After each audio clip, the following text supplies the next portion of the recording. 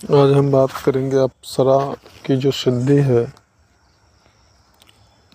उसको ट्रांसफ़र करने के संदर्भ में और अप्सरा के साथ में संभोग अथवा संबंध बनाने के संदर्भ में, क्योंकि ऐसे साधक के हमारे पास बहुत सारे प्रश्न आते हैं जिनका कहना होता था कि हम अप्सरा को पत्नी के रूप में सिद्ध कर रहे हैं या प्रेमिका के रूप में सिद्ध कर रहे हैं या करना चाहते हैं, और इसी उद्देश्य से हम साधना करना चाहते हैं। साथ ही साथ बहुत सारे ऐसे लोग हमारे पास कॉल किए हैं या कर चुके हैं जिन्होंने सिद्धि ट्रांसफ़र के नाम पे बहुत सारा अपना पैसा बर्बाद किया, बहुत सारा धन उनका लूट लिया गया। लोगों ने सिद्धि ट्रांसफ़र के नाम पे बहुत सारा प्रलोभन देकर उनका धन लूट लिया, ले लिया, फिर नंबर उनका ब्लॉक कर दिया गया, स्विच ऑफ कर दिया गया, उनको किसी प्रकार का कोई जवाब नहीं दिया गया। ऐसे लोगों ने भी हमारे पास संपर्क किया है, हमसे बताया है।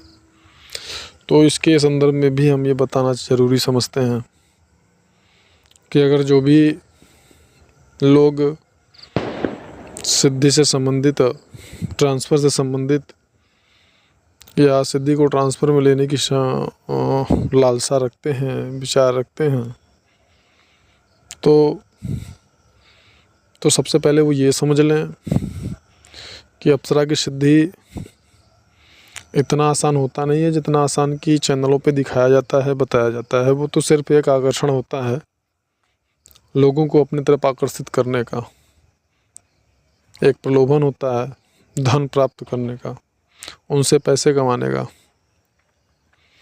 वास्तविकता ये है, बड़ा कठोर संयम और कठोर नियमों का पालन करते हुए जब साधना किया जाता है तब जाकर के कहीं अप्सरा की सिद्धि प्राप्त होती है।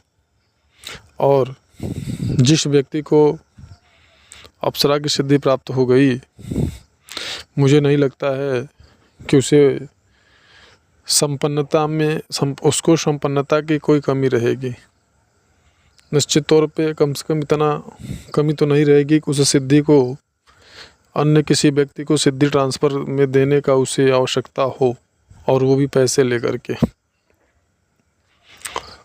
अब ये अलग है, अब ये बात इसमें अलग है कि अगर किसी ने ऐसे गुरु का अथवा मार्गदर्शक का खूब सेवा किया, उसे प्रसन्न कर लिया हो, तो वह ऐसे ही उसे सिद्धि प्रदान कर दे, वो बात अलग है। या किसी से बहुत द्रवित होकर के उसे अप्सरा की कृपा पात्र बना दे, ऐसा गुरु या मार्गदर्शक, अलग बात है। तो इस बात को मैं बिल्कुल समर्थन में नहीं करता हूँ कि कोई पैसा लेकर के सिद्धि को ट्रांसफ़र कर देगा या कर सकता है। सिद्धि अगर है तो फिर पैसा नहीं, पूरी संपन्नता होती है साधक के पास, उसे किसी चीज़ की कमी नहीं होती है, ना तो सोचना पड़ता है। अब ये यहाँ पे अलग बात हो गई कि अगर उसने किसी से प्रसन्न होकर के सिद्धि प्रदान किया उसको, तो वो अपनी क्षमता और सामर्थ्य अनुसार जो भी सेवा अपने गुरु का कर सके, चाहे किसी भी तरीके से। तो यहाँ पे इस बात का मैं समर्थन नहीं करता हूँ, बाकी आप अपने स्वविवेक से विचार कर सकते हैं। दूसरी बात, सिद्धि ट्रांसफ़र करना सबके बस की बात होती नहीं है, ये भी बात है। और सिद्धि को ट्रांसफ़र में लेना भी सबकी बस की बात नहीं होती कि आप सिद्धि को ट्रांसफ़र में ले लेंगे, ऐसा नहीं होता है। सिद्धि को ट्रांसफ़र में लेकर के आप क्या करेंगे? सिद्धि को जैसे होता है ना कि अगर आपने मान लीजिए मोटरसाइकिल ले लिया और आपको पेट्रोल डलाने की आपकी सामर्थ्य नहीं है तो फिर वो मोटरसाइकिल किसी काम का नहीं है आपके लिए। बंदूक ले लिया, चलाने की जानकारी नहीं मिली तो फिर किसी काम का नहीं वो आपको। आपके मान लीजिए उंगलियां आपकी ख़राब हैं, आप वही बंदूक कहाँ चला पाएंगे। तो अगर आपको सिद्धि का प्रयोग जो करना है योग बल, और योग बल जो है वो प्राप्त होती है साधना से, और वो आप कर नहीं सकते, तो सिद्धि को ट्रांसफर लेना आपके लिए बेकार है।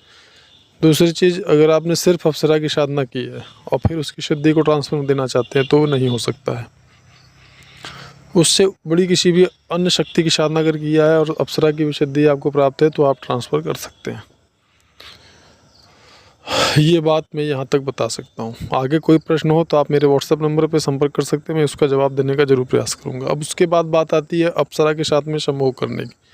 इससे संदर्भ में हमने थोड़ी बहुत जानकारी अपने प्रीवियस वीडियो में ज़रूर दिया है, पर यहाँ पे मैं इतना बता दूँ कि वर्तमान में जिस प्रकार से लोगों को प्रलोभित करके अप्सरा के साथ संभोग की का लालच देकर के लोगों को साधना के नाम पर पैसे ठगे जा रहे हैं, वो बिल्कुल